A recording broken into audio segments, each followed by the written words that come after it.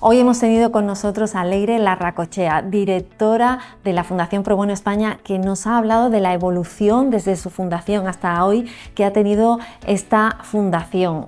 Nos ha hablado de la diferencia que hay del pro bono entre España y Estados Unidos, de cómo el talento joven cada vez está más interesado en la práctica del pro bono y cómo cualquier despacho de abogados, ya sea como despacho a título individual, puede formar parte y participar en esta asociación. Buenos días, Leire, muchísimas gracias por aceptar esta invitación. Millones de gracias a vosotros, Susana. Me gustaría sobre todo que el objetivo sea que nos contaras un poco sobre la Fundación Pro Bono España. Surge en 2018, ¿verdad? ¿Con qué objetivo y cómo surge ese proyecto?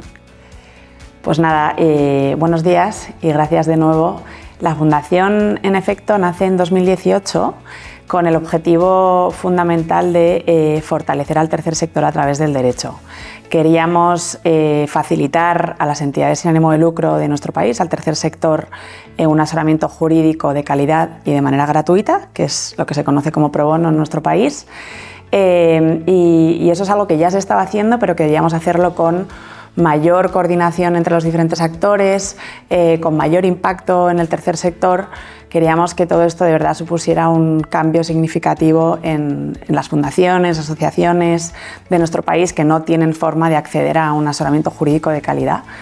Y bueno, pues la idea era casar mejor la oferta y la demanda, luego podemos hablar de cómo, pero con ese objetivo último, ¿no?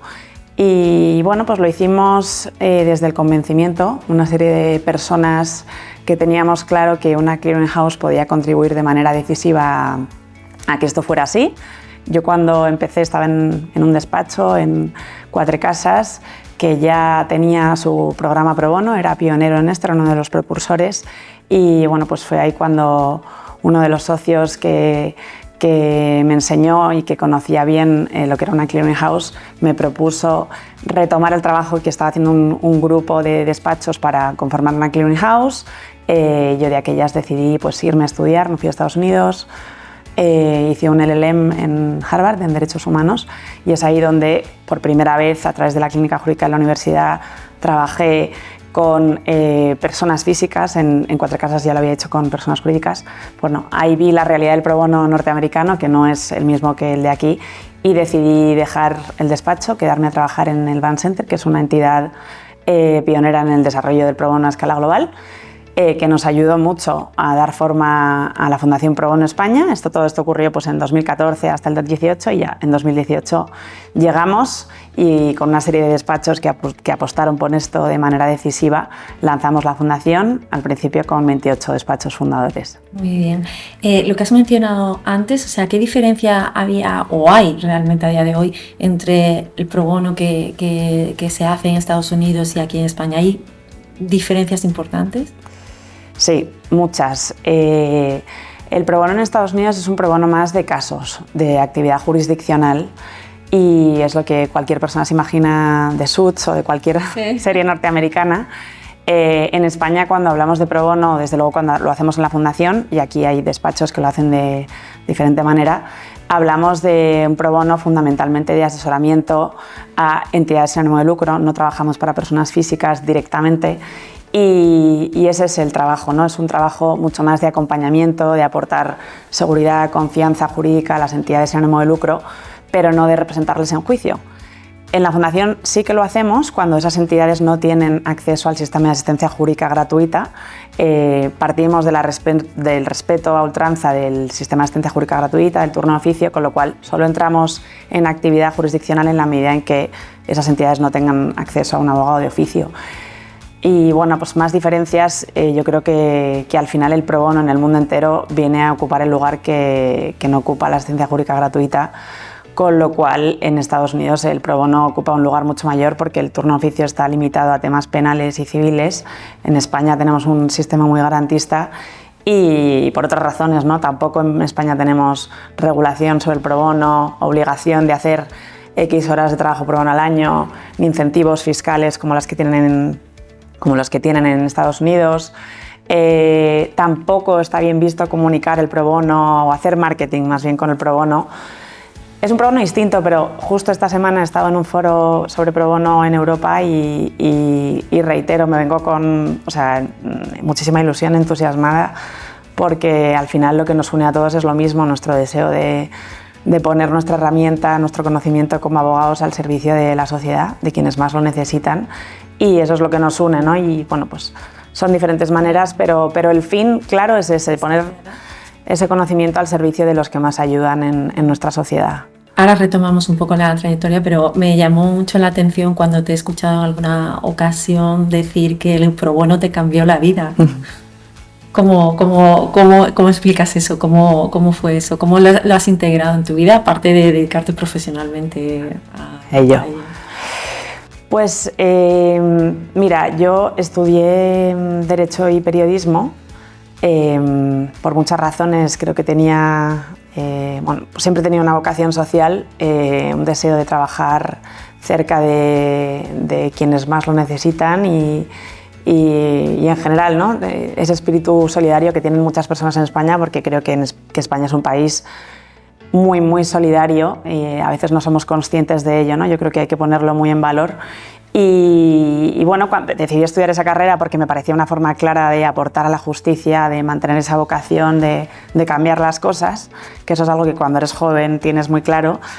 Y estudié Derecho, estudié Periodismo, no encontré mi manera de dedicarme al periodismo y decidí apostar por un gran despacho como Cuatro Casas porque percibí en aquel momento, cuando hacía procesos de selección, que de alguna manera era un despacho que le daba mucho valor a las personas y tenía además un programa internacional magnífico, el programa Pro Abogacía Internacional, que me iba a dar la oportunidad de trabajar, de estudiar en Estados Unidos y también me atraía mucho, ¿no? Tenía una pata internacional importante y el Cuatro Casas me cambió la vida porque es ahí donde descubrí el pro bono por primera vez. Me di cuenta de cómo se puede encauzar esa vocación a través de la práctica diaria en un despacho con su estructura, sus herramientas y su apoyo en aquel despacho, en aquel entonces ya incondicional por parte de los socios. Y entonces, bueno, pues decidí apostar. Obviamente esa fue una apuesta a ciegas al principio, pero cuando llegué a Estados Unidos vi lo que se hacía, vi cómo se hacía y vi que había entidades sin ánimo de lucro como el BANS, que admiro muchísimo, que hacen esto con abogados de una trayectoria increíble y con muchísima vocación y mucho compromiso, pues claramente decidí convertir mi vocación en mi carrera, en mi brújula profesional, y de ahí pues hasta hoy. Así que me ha cambiado la vida también de muchas maneras en mi vida personal. Yo creo que no hay nada más gratificante que poder dedicar tu día a día de verdad a quienes más lo necesitan y por eso el cambio tan claro en mi vida. Qué bien escucharte decir eso. Hablabas de que al inicio fueron unos 20 y pocos despachos los que os apoyaron en el proyecto. Eso han pasado ya varios años y a día de hoy estamos hablando casi del doble de despachos, de asesorías jurídicas de empresa, de abogados a título individual. ¿Cómo ha sido esa evolución? Y me interesa también que nos cuentes cómo, si esto está acotado a determinado perfil de despacho o de abogados, o cualquier despacho puede formar parte de la fundación. Sí, bueno, empezando por lo último, cualquier despacho puede formar parte de la fundación. Empezamos con 28 despachos fundadores, ahora son 44 despachos. Luego también tenemos abogados a título particular y el departamento jurídico de la empresa Iberdrola, que acabamos de empezar ese camino apasionante con empresas también, precisamente porque buscamos diversificar. Como cada vez tenemos más entidades, y yo creo que eso es yo lo que remarco, en lo que haría especial hincapié, es la evolución en cuanto a la demanda. Ya tenemos más de 250 entidades sin ánimo de lucro que recurren de manera recurrente a la fundación. Hemos trabajado en más de 600 asuntos pro bono, cada vez de mayor calado, son temas más complejos. Las entidades sin ánimo de lucro nos piden que tengan mayor impacto esos proyectos. Trabajamos en bueno, múltiples asuntos, luego podemos hablar de ellos si queréis, pero como son tantos y tan variados en todas las áreas del derecho, requerimos de despachos de gran tamaño, mediano, pequeño, de todas partes de España. Evidentemente, bueno, son despachos anglosajones, también españoles, que muchos tienen el pro bono ya arraigado, otros menos. Al final cada cual aporta lo que quiere y lo que puede, lo que buenamente puede, porque al final todo esto es altruista, es voluntario, uno hace lo que puede. Y lo importante, verdaderamente importante, para aquellos que puedan estar considerando la posibilidad de unirse, es el compromiso, o sea, el unirte por nuestro fin fundacional, que es contribuir al tercer sector a través del derecho. ¿Hay un mínimo de exigencia de determinados casos al año, determinadas horas de implicación? ¿Hay algún requisito? No. Como decía, esto es voluntario. La apuesta de la Fundación es la del pro bono, que es un concepto a veces complicado de entender, no es unívoco, pero el pro bono, a mi juicio, y espero que así sea siempre en España, es voluntario, y eso es lo que defendemos en la Fundación, que cada cual acometa el número de proyectos al año que quiera y pueda. Si no lo hace, o si no hace ninguno un año, pues tampoco pasa nada. Y además es que no solo trabajamos en asuntos, ¿no? Eso es por lo que se nos conoce, por la canalización de asuntos, por servir de cauce a las necesidades legales del tercer sector en favor de los abogados y abogadas que están en nuestra red, pero también, y esto lo recalcaría mucho, sensibilizamos en pro bono, tratamos de contribuir a la institucionalización de la práctica pro bono en España, y en esa labor pedagógica de sensibilización, de dar a conocer, bueno, no puedo estar más agradecida por esta oportunidad para empezar, pero para seguir estamos trabajando de verdad, dando clases en universidades, clases a entidades sin ánimo de lucro. Queremos que el pro bono se conozca, que deje de confundirse con la asistencia jurídica gratuita, que llegue a todas partes de España. En fin, son muchas las cosas que hacemos. Lo que quiero decir con esto es que un abogado que pueda no estar capacitado o tener disponibilidad para llevar un asunto también puede hacer otras cosas en la Fundación, ¿no? Y cada vez son más, es más variopinto el tipo de proyectos e iniciativas que tenemos en la Fundación. Qué bien. Yo que por mi experiencia en despachos de abogados me recuerdo muchas veces que había mucha voluntad, pero que lo que primaba era la facturación, ¿no? Entonces, ¿cómo ves tú que están organizándose los despachos para que pueda haber y un abogado pueda dedicar horas pro bono? La verdad, siendo muy sincera, cada vez mejor. Cuando empezamos esto estaba poco sistematizado, de hecho esa era una de las lagunas que tratábamos de cubrir, ¿no? Ya había iniciativas públicas y privadas que hacían pro bono. Nosotros queríamos contribuir a un pro bono más profesionalizado, mejor estructurado, menos espontáneo, ¿no? Que fuera una plataforma colaborativa que coordinara todo eso de manera mucho más eficiente y optimizada. Y a eso estamos tratando de contribuir. Los despachos lo han entendido, muchos de ellos van teniendo protocolos internos sobre pro bono, comités internos que contribuyen a que esas horas tengan exactamente el mismo valor que el de cualquier cliente de pago facturable, lo cual yo creo que es indispensable, que a efectos de carrera se tenga en cuenta de la misma manera, pero insisto, partiendo del elemento voluntario, del elemento altruista, del dar a tus abogados la oportunidad, desde luego no poner obstáculos, pero que sean ellos quienes decidan si lo hacen o no. Yo creo que eso también dista un poco del modelo norteamericano y en cualquier caso no dificultando que lo puedan hacer y predicando con el ejemplo. Ahí los socios tienen un papel clave determinante que desempeñar y eso también está cambiando, ¿no? O sea que bueno, son muchas las cosas por las que yo soy bastante optimista. Totalmente. Después también los despachos hemos visto que lo utilizan mucho también como una herramienta de marketing, ¿no? Ahora que la responsabilidad social corporativa cada vez, bueno, pues es más importante, o al menos eso es lo que se comunica. ¿Cuánto perjudica de alguna forma utilizarlo como herramienta de marketing, ¿no? ¿Cómo ves tú cuando se comunica por parte de los despachos esta actividad pro bono? Pues yo sinceramente creo que hay mucho más de marketing en Estados Unidos que aquí. Vuelvo todo el rato a esa comparación porque también lo veo claro, lo he visto esta semana. He vuelto a recordar el tema de los rankings, de las publicaciones, en fin, de muchas maneras se utiliza mucho más como herramienta para captar clientela, etcétera, en Estados Unidos que en España. Creo que aquí Desde luego la apuesta desde la Fundación, al principio teníamos un modelo de absoluto perfil bajo, no queríamos que de ninguna manera se mercantilizara el pro bono, huimos de la mercantilización del pro bono a toda costa y yo creo que estuvo muy bien hacer eso porque las bases han sido muy buenas y porque hemos tratado de contribuir a ese pro bono sano y noble y de convicción, pero también nos hemos dado cuenta de que para que el pro bono se conozca, sobre todo para que las entidades accedan y para que un abogado sepa que tiene esta oportunidad, hay que darlo a conocer, pero poniendo el foco en la demanda, en el tercer sector, en las necesidades, en los colectivos por los que trabajamos.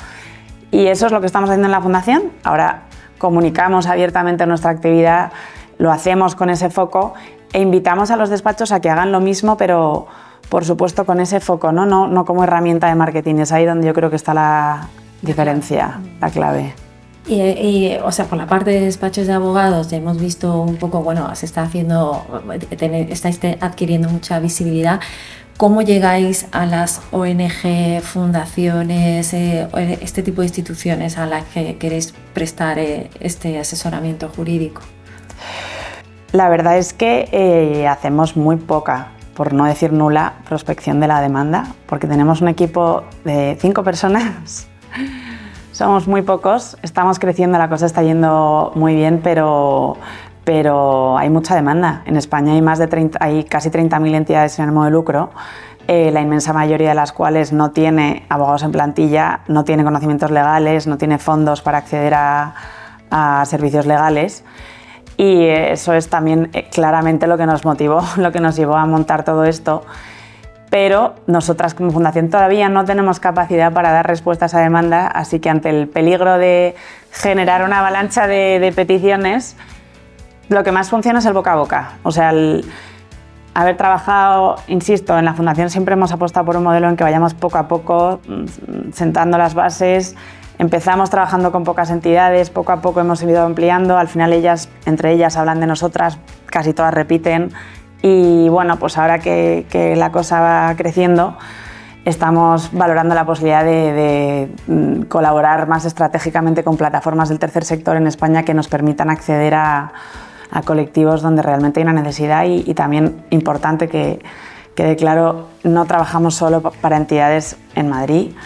Es lo que está ocurriendo de facto porque ¿Estáis en Madrid? Estamos en Madrid, pero el tejido social es amplísimo en Cataluña y creo que es la comunidad autónoma donde más entidades sin ánimo de lucro activas hay. Y trabajamos con entidades catalanas, de Murcia, de otras comunidades, pero queremos llegar a otras partes de España muchísimo más y oportunidades como estas pues, nos permiten que se nos conozca y que esas entidades lleguen, ¿no? Que es principalmente el objetivo. El otro día vino aquí Ángela Lloza, CEO de Corporate Excellence, y hablaba de que el término, él tiene una idea y unos profesores de SADE también, el término responsabilidad social corporativa ya como que está muerto, ¿no? Porque antes era como una actividad paralela y que ahora mismo forma parte de un poco de la identidad de una organización, ya no se concibe como algo separado, ¿no? ¿Tú cómo lo ves eso? Es muy interesante esto porque para mí el pro bono es algo distinto de la responsabilidad social corporativa. Creo que ahora más que nunca con la pandemia pasamos de la responsabilidad social corporativa a los objetivos de desarrollo sostenible, luego al ESG, ¿no? Que esta semana en este mismo foro no hemos parado de hablar de eso. El pro bono es algo muy intrínsecamente vinculado a nuestra profesión, o sea, esa responsabilidad social de la abogacía, que no corporativa, del abogado a nivel particular, como individuo o persona que quiere contribuir con lo que mejor sabe hacer, es para mí la esencia del pro bono. Entonces va mucho más allá de actividades filantrópicas o de la actividad de voluntariado que puede hacer una empresa en el marco de su responsabilidad social corporativa, y por eso creo que los despachos ahí tienen una oportunidad bárbara de marcar la diferencia y de hacer lo que mejor saben hacer con su core business como despacho, ¿no? Pero creo que tiene que trascender, ir más allá del elemento corporativo del despacho. Creo que si algo nos ha demostrado la experiencia es que son los individuos, las personas, quienes marcan la diferencia, y en muchos despachos siempre repiten los mismos. Muy a menudo son mujeres, pero también muchos hombres. La verdad es que hay afortunadamente hay personas fantásticas en la Fundación. Tenemos más de ya casi 900 abogados participantes en proyectos, abogados y abogadas, con lo cual sí, las cosas están yendo por muy buen camino y yo creo que hay que separarlo de la responsabilidad social corporativa y que se sepa, el pro bono es algo único en la abogacía y esperamos que así se mantenga, ¿no?, separado. Muy interesante. Para un despacho pequeño, pues eso, de 10 personas, ¿qué consejos, que no han hecho nada de pro bono porque al final no tienen los recursos, se dedican pues eso, a intentar llevar su proyecto adelante? ¿Qué consejos, si tienes algo que le pudieras decir, oye, pues mira, a nivel individual, pues no sé, algún tips o algo para algún consejo para recomendarles para que pudieran hacer trabajo pro bono? Pues el consejo primero, y quizás es muy obvio, pero es que lo prueben. Que un despacho pequeño, y son varios en la Fundación de este tipo, no tiene estructura, no tiene nadie encargado de esto. En nuestros proyectos siempre pedimos que haya un coordinador pro bono dentro del despacho, que sea nuestro interlocutor. Esa persona en los despachos pequeños a menudo acaba siendo pues una persona comprometida y punto, ¿no?, que al final saca el tiempo que puede para distribuir nuestros boletines. Los boletines son como los emails quincenales que distribuimos con nuestros asuntos pro bono, los que hemos recibido en esas 2 semanas, y ellos tienen que distribuirlo internamente.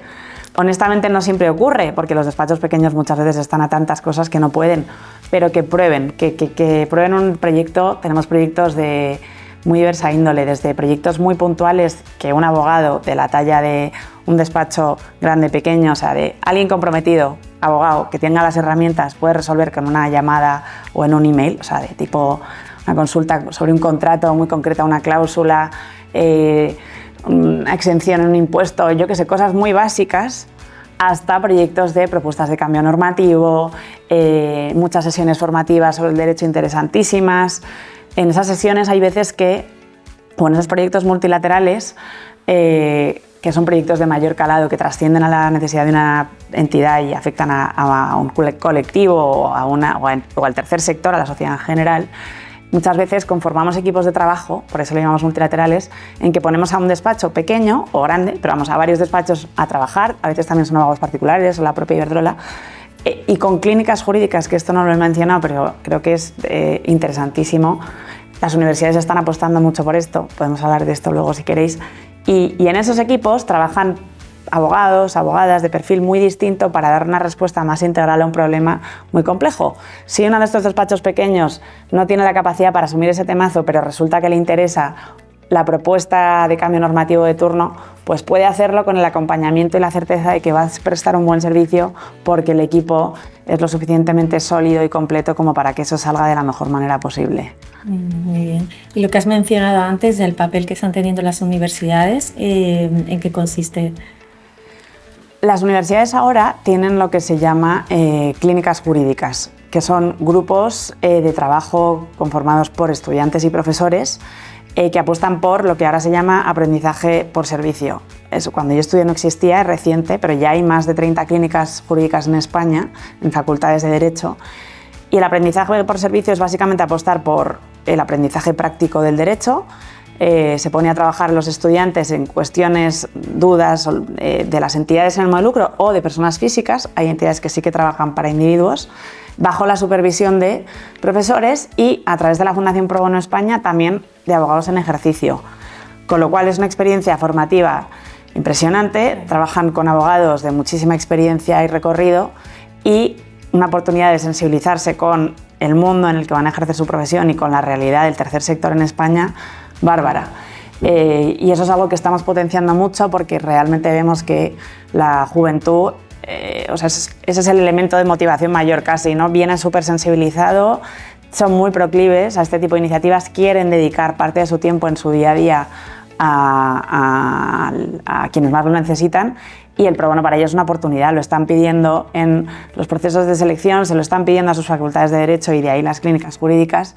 Y en la Fundación por eso apostamos de verdad muchísimo, sobre todo a través de estos asuntos multilaterales, pero también con clases, con programas formativos de mucho calado. Y bueno, de hecho hay un proyecto que hicimos con la Clínica Jurídica de la Carlos III y Quatre Casas, que básicamente resumía los conceptos de discapacidad, incapacidad laboral y situaciones de dependencia en una serie de guías que hicieron estos estudiantes de la mano de Quatre Casas, en las que luego formaron unas sesiones formativas teórico-prácticas para la Asociación Española de Esclerodermia, pero lo interesante también de esto es que lo abrimos a todas las entidades del tercer sector, y como son miles las personas en España con algún tipo de discapacidad, pues esas guías y sesiones que al final se destinan a una, pues acaban teniendo un impacto bastante importante en muchas entidades y personas indirectamente. Bueno, Leire, yo creo que hemos recorrido un poco. No sé si hay algo más, algún aspecto que tú digas, pues es que me gustaría comentar. Yo creo que hemos tocado varios aspectos muy interesantes, así que no sé. Nada, reiterar, dar las gracias de verdad por la oportunidad. Si algo tenemos claro en la Fundación es que hay que seguir. Nos queda un camino muy largo, apasionante, de mucha oportunidad, sobre todo de generar un impacto cada vez más positivo en las personas, y para eso queremos seguir trabajando con el tercer sector, conociendo a las entidades, entendiendo mucho mejor cuáles son sus necesidades legales, dónde están las lagunas normativas, dónde está el campo de trabajo, y afortunadamente tenemos una red impresionante de más de 4.000 abogados, muchísima voluntad, como veis, bastante pasión y compromiso, y cuantos más mejor. Así que invitar a todo el mundo que quiera a que nos escriba en nuestra página web o a nosotras. Somos un equipo de 5, pero con muchas ganas y un apoyo impresionante de todos estos despachos, o sea que adelante, que gracias y seguimos. Bueno, es un placer escucharte y ver toda esa motivación y pasión, así que gracias a ti por este tiempo. Muchas gracias.